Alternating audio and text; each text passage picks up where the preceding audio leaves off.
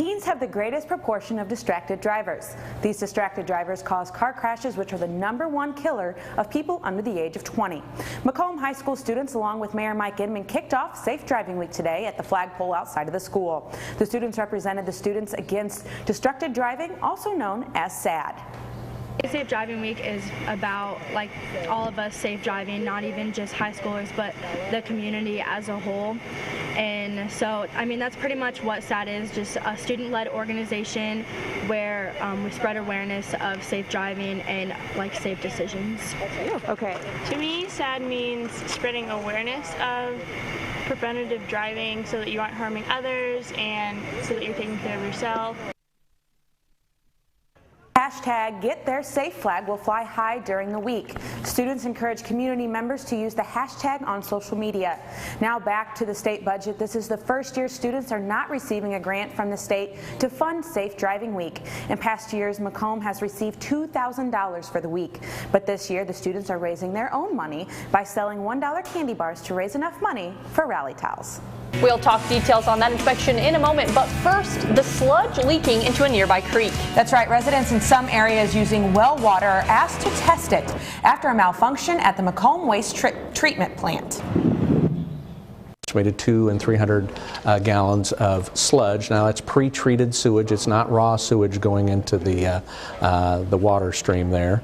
It was pre-treated, and we immediately made outreach to the Environmental Protection Agency and Illinois Emergency Management. Got some guidance from them on how to deal with it. McDonough County Health Department recommends anyone living within 16 miles to test their private wells. The department is offering free to-do-yourself testing kits, and if the water tests positive with the bacteria, they also will have information on the disinfection. 6 miles north of Macomb is a 1,200-acre park with hiking and biking trails, a 240-acre lake, and more than 100 campsites. And now, 4 new additions for campers to try. Spring Lake manager Ryan Hansen spoke to News 3 about how the park is becoming more accommodating for all types of campers. Ryan Hansen became the manager of Spring Lake Park a little over a year ago. During his past year, he has worked to make the park more friendly and open.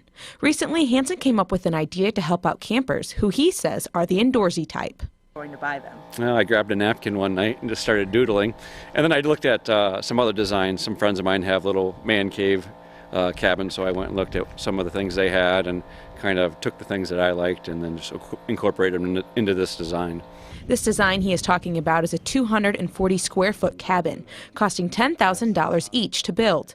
But the unique thing about these 4 cabins is parts of them are made from the park's own resources. Every year we have big oak trees and walnut trees that die in the park.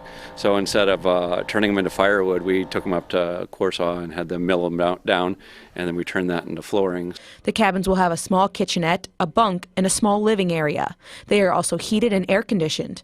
But the campers will have to experience some of the nature feeling by going to the shower house for a restroom. Outside there will be a deck with some patio furniture, raised fire pit so you can sit around at night overlooking the lake. Hansen also bought golf carts for campers to rent to get around the park.